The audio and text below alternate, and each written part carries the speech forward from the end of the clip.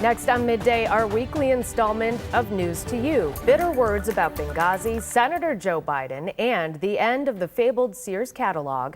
Dave McKinley looks back on when those stories and more were all news to you. 10 years ago this week, and long before anyone was concerned about her emails, the Secretary of State was being grilled by Congress about the slaughter of U.S. diplomats in Benghazi and if her State Department failed to respond to their concerns about their safety and what led up to the attack. Oh, here it comes. What difference at this point does it make? Governor Cuomo proposed a budget that held the line on taxes but increased fees for just about everything else. They just gave me this new coat with all these pockets, and it seems like Albany's got their hands in every one of them. No, I think it's just, to me, it is... It was announced that after decades of nothing more than fits and starts and hopes and dreams, that the long-abandoned Richardson complex would finally be redeveloped. The U.S. military announced plans to lift its ban on women in combat. The price of a stamp rose to 46 cents, and amid her rising popularity, a Phoenix baker created a life-size cake of Lady Gaga this week in 2013.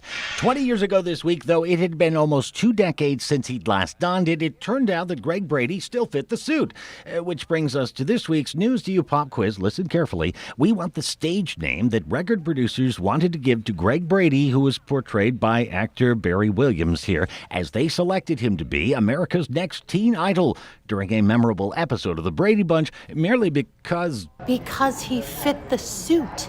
Which he still did this week in 2003. Remember, this was back when President Biden was serving as a U.S. Senator from Delaware, when Henry Manziel was the Catholic Bishop of Buffalo, and when then, just as now, when you have a doggone walker like that, you can't get out. And when, if you took to Main Street downtown, you would find there's no hustle, no bustle, no traffic, just a train. 30 years ago this week. Now, if you think a ticket at $175 for Super Bowl 27 is high, then long ago Channel 2 news and sportscaster Wes Goforth here probably would have never imagined that 3 decades later, Super Bowl tickets start at 30 times that amount. 30 times? 30 times, we told him when we tracked Wes down in South Carolina, where he is retired. I would have guessed it would be a lot more than 175, but 30 times...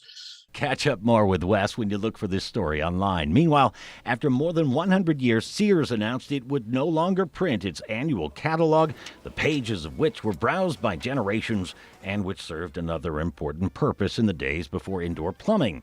Long before every kid had their own laptop or tablet, either supplied by their parents or their school, they mostly learned about emerging technology at their school's computer lab. And the Buffalo Airport still had 2 terminals, east and west, this week in 1993, when it was all news to you. So here's the answer to the News to You pop quiz. Do you remember the new Johnny Bravo? That's what talent scouts wanted to call Greg Brady when they picked him to be America's new teen idol, merely because he fit the suit. Wait, Johnny Bravo? Yeah. That's before my time. I don't remember that. I would not have gotten the answer to that question. But no. I can tell you, I used to love going through the Sears catalog to make lists of Santa. Oh, I know. Yeah. Pages. I mean, it was like 700 pages. Mm-hmm. And you could spend all of hours looking through filled. it. Oh, I know. It was crazy. Dave, thank you for those stories. We love them. They are the best.